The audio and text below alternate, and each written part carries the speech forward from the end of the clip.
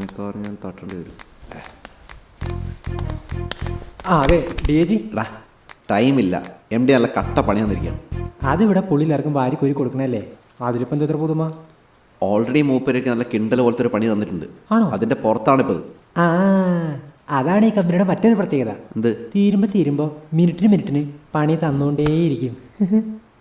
പണി ചെയ്യാൻ എനിക്ക് ബുദ്ധിമുട്ടൊന്നുമില്ല, പക്ഷെ ഞാൻ ചെയ്യുന്ന ഈ പണി വെച്ചുണ്ടല്ലോ അതിങ്ങനെ സ്വിച്ച് ഇട്ട് നടക്കുന്ന ഒരു കാര്യമല്ല. അത് വരണം, അല്ലാതെ 15 മിനിറ്റിൽ കൊണ്ടുപോവാ എഴുതിക്കൊണ്ടോന്നൊക്കെ പറഞ്ഞാൽ എന്താ വല്ല മണ്ണൊന്നും കുടിച്ചെടുത്താണോ? താൻ വെറുതെ ടെൻഷൻ അടിക്കല്ലേ, എനിക്ക് മനസ്സിലാവും തൻ്റെ അവസ്ഥ.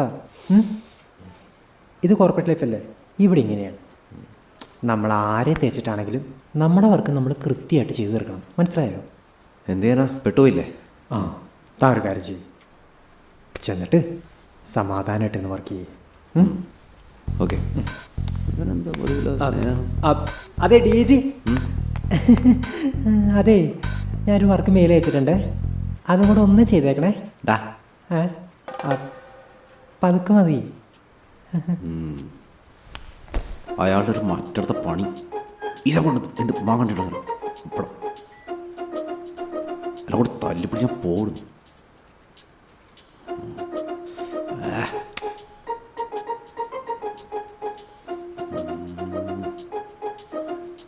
ദീപു,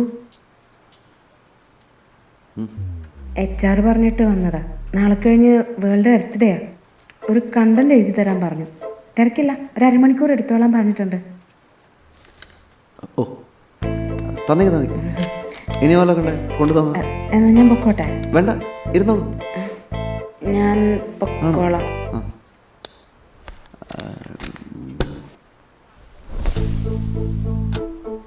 DIG മറ്റേ അസൈൻമെന്റ് കഴിഞ്ഞോടാ? ആ സ്ക്രിപ്റ്റ് എവിടെ? മറ്റേതെപ്പോ തരും? എത്ര ദിവസമാണ് ഒരു സാധനം തന്നിട്ട്? തരാം. മറ്റേതെപ്പോ തരും? ആ സ്ക്രിപ്റ്റ് എവിടെ?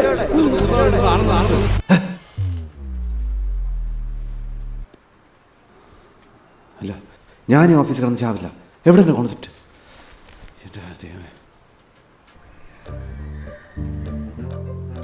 To think about past is actually waste of time. കുഞ്ഞെ സാമൂനിപ്പം എന്തോ പറഞ്ഞേ? അതോ ഈ പഴയ കാലത്തെക്കുറിച്ച് ആലോചിച്ച് വെറുതെ സമയം കളയാന്നല്ലാണ്ട് അതുകൊണ്ട് യാതൊരു ഉപകാരമില്ല എന്നാ പറഞ്ഞേ. അത് സാമൂനെ പോലുള്ളവർക്കൊക്കെ, ഞങ്ങളെ പോലെയുള്ള സാധാരണക്കാർക്ക് പഴയ കാര്യങ്ങളൊക്കെ ഓർക്കുന്നതാ വലിയ സന്തോഷം. അത് പറഞ്ഞപ്പോഴേ ചേച്ചി എവിടെ പഠിച്ചതൊക്കെ? ഓ അങ്ങനെ കാര്യമായിട്ട് പഠിച്ചിട്ടൊന്നുമില്ല മോളെ, 10ാം ക്ലാസ് വരെ പഠിച്ചുള്ളൂ. പക്ഷെ എന്റെ ടീച്ചർമാർക്കൊക്കെ ഇപ്പോഴും എന്നെ കാണുമ്പോൾ വലിയ സന്തോഷമാണ്. അത് ഈ ബാക്ക് ബെഞ്ച് ഇരിക്കുന്നവരെയൊക്കെ ടീച്ചർമാരെപ്പോഴും ശ്രദ്ധിക്കുന്നുണ്ടാവും. ഞാനൊക്കെ സ്റ്റേറ്റ് ഫസ്റ്റ് ആണെന്ന് പറഞ്ഞിട്ട് കാര്യം, എന്നെ ഇപ്പൊ ടീച്ചർമാർക്കൊന്നും ഓർമ്മയില്ല. അതെ, വെറുതെ സ്കൂളിൽ പഠിക്കാൻ മാത്രം പോയാൽ പോരാ, ആളുകളോടൊക്കെ ഒന്ന് സംസാരിക്കണം. അങ്ങനെ പറ മോളെ, ഞാൻ സ്കൂളിൽ പോകുന്ന സമയത്തുണ്ടല്ലോ കാണുന്നതിനോടെല്ലാം കണ്ട പട്ടിയോടും പൂച്ചയോടും കാക്കയോടും വരെ സംസാരിക്കും. അന്നൊക്കെ പിന്നെ നമ്മൾ നടന്നല്ലേ സ്കൂളിൽ പോന്നേ, ഇന്നത്തെ പോലെ ബസ്സൊന്നുമില്ലല്ലോ. ദേ അവി ഇതെന്താ ഉറക്കത്തുനിന്ന് എഴുന്നേറ്റ പോലെ? എന്നിട്ട് ബാക്കി പറ. 10ാം ക്ലാസ്സിൽ പഠിക്കുമ്പോഴാ ഞാൻ സുധാകരേട്ടനെ പരിചയപ്പെടുന്നത്. സുധാകരേട്ടനോ? അതാരാ? എന്റെ കെട്ടിയവൻ. അപ്പൊ നിങ്ങൾ ലവ് മാരേജ് ആണോ? ലവ് മാരേജാ? ആര്? ചേച്ചി പറയ്. സുധാകരേട്ടൻ നാട്ടിൽ അറിയപ്പെടുന്ന ഒരു കലാകാരനാണ്. എനിക്കും ചെറുതിലെ തൊട്ട് പാട്ടും ഡാൻസും ഒക്കെ ഭയങ്കര ഇഷ്ടമാണ്. നാട്ടിലെ പരിപാടിക്കൊക്കെ ഞാനും പാടാനൊക്കെ കയറും. സുധാകരേട്ടൻ അന്ന് നാടക സംഘമൊക്കെ ഉണ്ട്. നാടകത്തിൽ അഭിനയിക്കാൻ എന്നെയും സുധാകരേട്ടൻ വിളിച്ചോണ്ടൊക്കെ പോകും. അങ്ങനെ ഞങ്ങൾ പരിചയപ്പെട്ടത്. അച്ഛൻ ഇഷ്ടമല്ലായിരുന്നു. സ്വാഭാവികം. ചേച്ചി പറയ്. എന്നിട്ടെന്താ, വീട്ടിൽ ഭയങ്കര പ്രശ്നമായി. സുധാകരേട്ടൻ ഒരു ദിവസം എന്നെ വന്ന് വിളിച്ച്, ഞാൻ ഇറങ്ങിപ്പോയി. ഞങ്ങള് കല്യാണമൊക്കെ കഴിച്ച് ഒരു വാടക വീടൊക്കെ എടുത്ത് ഒരുമിച്ച് താമസമാക്കി. അപ്പോഴാണ് ഞാൻ അംഗൻവാടി പിള്ളേരെയൊക്കെ നോക്കാൻ പോകുന്നത്. അത് കഴിഞ്ഞിട്ട് പിന്നെ എൻ്റെ മോന് 3 വയസ്സുള്ളപ്പം, ഇളയ മോന് 3 വയസ്സുള്ളപ്പോഴാണ് ആക്സിഡൻറ്റ് പറ്റുന്നത് സുധാകരേട്ടന്. കുറേ ചികിത്സയൊക്കെ ചെയ്ത് സുധാകരേട്ടൻ എഴുന്നേറ്റ് നടന്നില്ല. പിന്നെ കുഞ്ഞുങ്ങളെ നോക്കാൻ വേറെ നിവൃത്തിയൊന്നുമില്ലല്ലോ. അങ്ങനെ ഞാൻ വീട്ടുജോലിക്ക് ഇറങ്ങിയത്. സുധാകരേട്ടനെ എഴുന്നേൽപ്പിച്ച് നടത്തണം, കൊച്ചുങ്ങളെ എല്ലാം പഠിപ്പിച്ച് ഒരു നിലയിലാക്കണം. എനിക്ക് പറ്റുന്നത്രയും കാലം ഞാൻ വീട്ടുജോലിക്കൊക്കെ പോകും.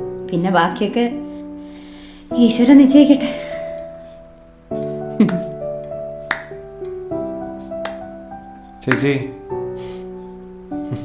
ചേച്ചിയാണ് ചേച്ചി പെണ്ണ്.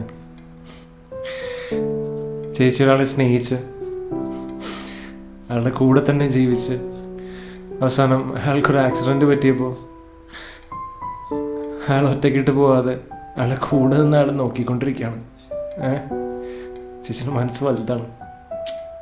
എല്ലാ പെണ്ണുങ്ങളും ഇങ്ങനെ തന്നെ അമ്മ. അല്ല അല്ല എല്ലാരും അങ്ങനല്ല. ഡാവി നീ കുടിച്ചിട്ടുണ്ടോ?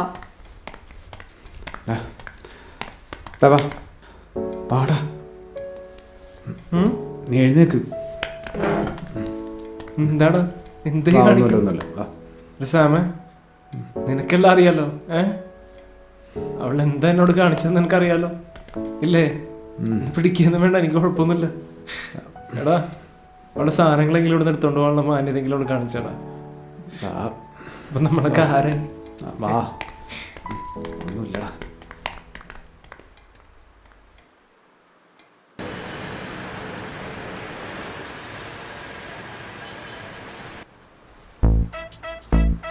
ഹായ്. എന്താ അല്ല, ഒരു വർക്ക് തന്നായിരുന്നു. അതിന് അതല്ല, അതിൻ്റെ സ്റ്റാറ്റസ് എന്താണെന്ന് അറിയാൻ വേണ്ടിയിട്ടായിരുന്നു. അത് തീരുമ്പോൾ ഞാൻ അങ്ങോട്ട് പറയാം. അല്ലാതെ കൂടെ കൂടെ ഇങ്ങോട്ടൊന്നും ചോദിച്ചുകൊണ്ടിരിക്കണമെന്നില്ല. ഒരു വർക്ക് തന്നാൽ അതതിൻ്റെ സമയത്ത് തന്നെ ചെയ്യണ്ടേ? എന്നാ പിന്നെ താമസം ഉണ്ടാക്കണോ?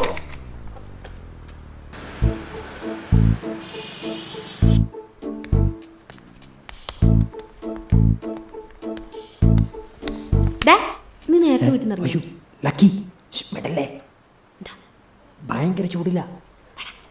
നിന്നോടാ ചോദിച്ചേ. നിനക്കിപ്പോൾ എന്താ വേണ്ടത്? ഞാൻ തന്ന വർക്ക് എന്തി? നീ തന്ന വർക്കൊന്നും ആയിട്ടില്ല, ഒന്നും ആക്കാൻ ഉദ്ദേശിച്ചിട്ടില്ല. അത് നീ എന്തിനാ ചൂടാവുന്നു?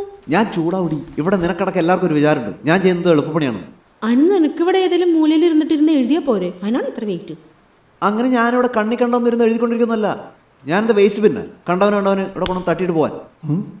തന്ന ജോലി മാത്രം നോക്കിയാൽ പോരെ, അത് മര്യാദക്ക് എടുക്കാൻ നോക്ക്. അത് മര്യാദയ്ക്ക് എടുക്കണമെങ്കിൽ ആദ്യം നിങ്ങളൊക്കെ ചെയ്യേണ്ടതെന്ന് വെച്ചാൽ എനിക്ക് കുറച്ച് മനസ്സമാനം തരണം, ഒന്ന് ചിന്തിക്കാൻ. അല്ലാതെ ഒരു കോർപ്പറേറ്റ് ഭരണം എടുത്ത് കാണിക്കാനാണെങ്കിലേ അതിന് നിൽക്കില്ല DIG. ഇനി അത് പൊന്നമ്പരാൻ വന്നാലും പറയും ഞാൻ നടക്കില്ല എന്ന്. നിനക്ക് വലുതും പറയാനുണ്ടെങ്കിൽ അത് എംഡോട് പോയി പറ, അല്ലാണ്ട് എന്നോട് പറഞ്ഞൊന്നും കാര്യമില്ല. ഞാൻ ആരോടായാലും പറയും, എനിക്ക് ഒരു പേടി. എന്നാ ഇയാള് പോയി പറ. നീ പൊടി. നീ പോടാ. Papacilalo